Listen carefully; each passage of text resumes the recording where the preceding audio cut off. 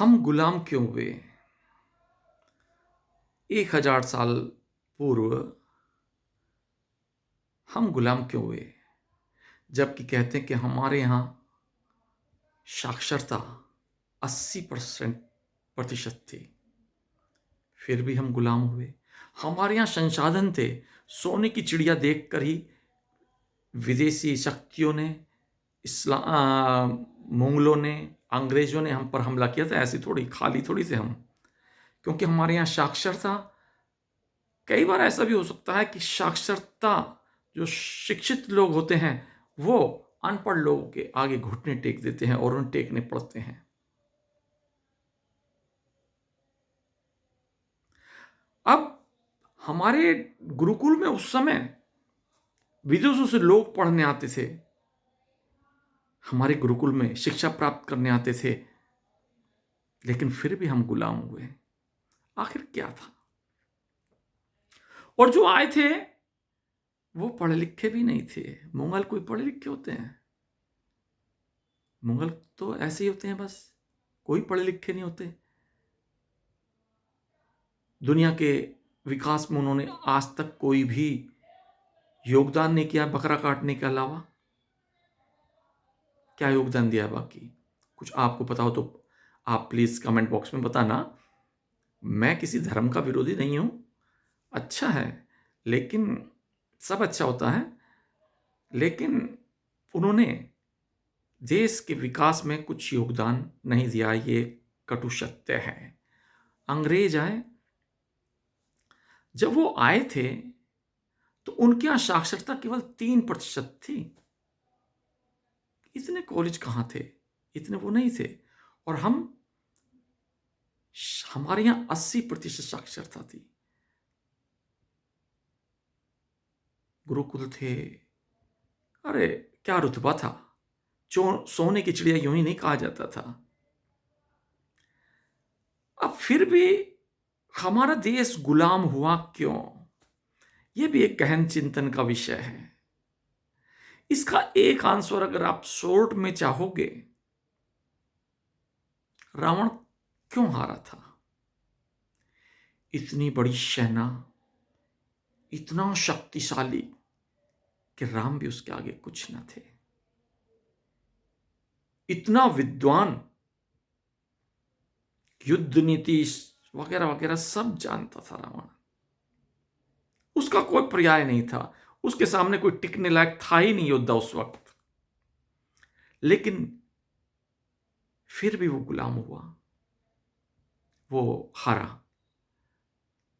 इसी तरह हम भी बुद्धिमान थे, बुद्धिजीवी थे, गुरुकुल थे, शक्तिशाली थे, कोई हमारा शानी नहीं था, हमारे अपोजिट कोई रुकने लायक नहीं था, लेकिन फिर भी हम गुलाम हुए। आखिर क्यों? देखिए, रावण क्यों गुलाम हुआ? क्योंकि उसको अपनी विद्वता पर, उसको अपनी शक्तियों पर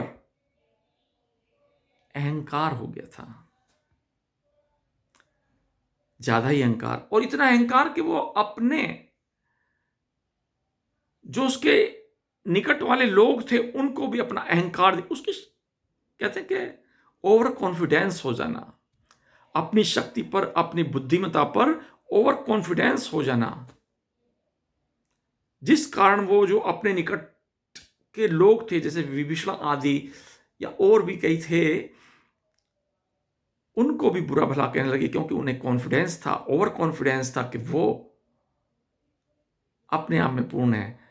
इसी तरह सेम की सेम है। इसी तरह जो हम थे, साक्षर थे, बुद्धिजीवी थे, शक्तिशाली थे, हमें भी अपने ऊपर ओवर कॉन्फिडेंस हो गया था। ये जो बुद्धिजीवी वर्ग होता है, इसको अक्सर अपने ऊपर ओवर कॉन्फिडेंस हो जाता है। इस ओवर कॉन्फिडेंस के चलते ये जो बुद्धिजीवी वर्ग होता है, ये उसमें एक आदमी की चलनी थोड़ा मुश्किल हो जाती है कि हाँ भाई, हमने तुझे मान लिया अपना नेता और तू सर्वे सर्वा। तो ये जो बुद्धिजीवी वर्ग हो रहा है आपस में कटने लगता है। बुद्धिजीवी वर्ग, हम संबंध अच्छे नहीं होते दो बुद्धिजीवियों में। बुद्धिजीवी अपना नेता नहीं चुन पाते क्योंकि हर कोई नेता बनना चाहता है। बुद्धिजीवी होते हैं भाई। आज मंच पर मैं खड़ा हुआ या कोई बुद्धिजीवी वर्ग खड़ा हुआ, 25 मेरे अपोज में खड़े हो जाएंगे। चल तू कौन, अबे तेरे से ज्यादा तो हम जानते हैं, तू तो कुछ भी नहीं।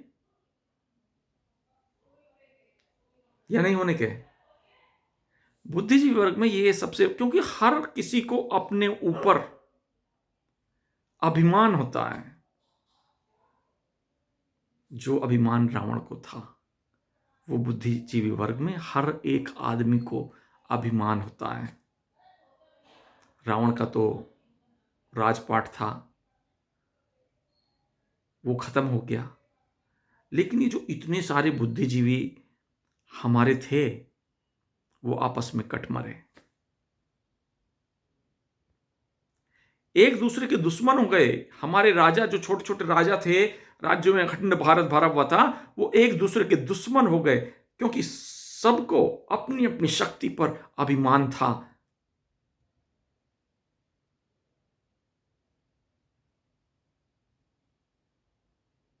और वो अभिमान का नतीजा ये निकला कि हम आपस में लड़ने लगे, आपस में मरने लगे।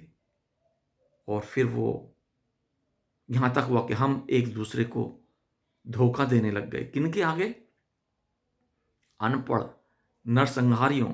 ना तो उनमें बुद्धि थी और ना ही उनमें बल था और ना वो पैसे वाले थे। हम अपनों को ही धोखा देने लग गए उसकी शक्ति को छीन करने के लिए। इसलिए हम गुलाम हुए। धीरे धीरे मुगलों ने हम पर कब्जा कर लिया। फिर बाद में अंग्रेजों ने हम पर कब्जा कर लिया। आज भी हमारे देश में अगर आप देखो तो बुद्धिजीवी वर्ग फांसी पर ही तो है, कोई नहीं सुन रहा उसकी। अभी ये यूजीसी आ गया। एक तो बुद्धिजीवी वर्ग कभी भी अपना नेता नहीं चुन पाता। आप देख सकते हो, जैसे आप सपा पार्टी देख रहे हैं, तो अगर आप देखोगे किसी ने सपा का अगर टोपी लगा रखी है तो ऐसा मानेंगे कि भाई 70% तो ये यादवी होगा। अगर कोई चंद्रशेखर की या मायावती की पार्टी से है तो हम 80% मानेंगे कि ये दलित ही होगा। सपा का 30% मुस्लिम मानकर चलते हैं कि हाँ भाई ये मुसलमान ही होगा सपा में है अगर। लेकिन आप बुद्धिजीवी वर्ग का एक भी नेता ऐसा बता दो जो उसके पीछे दुनिया हो के फलां वही होगा, नहीं बताया जा सकता, बताना मुश्किल हो जाएगा। कारण वही है कि जीवियों में एकता संभव नहीं है। जहां पर एक साक्षरता कम है और बुद्धिजीवी केवल 2-3% ही हैं, 4% हैं, वहां पर एक लीडर बनाना बड़ा आसान काम है, बन सकता है। लेकिन जहां पर सारे बुद्धिजीवी हों तो वहां पर कैसे नेता बना दोगे? थोड़ा मुश्किल पड़ता है। इसीलिए आज फिर दोबारा बुद्धिजीवी वर्ग हाशिए पर है। अब बुद्धिजीवियों में कैसे एकता हो, इस पर चिंतन करने का विषय है। अगर बुद्धिजीवियों में एकता करने का आप पर भी कोई नुस्खा है तो प्लीज कमेंट बॉक्स में बताइए। धन्यवाद।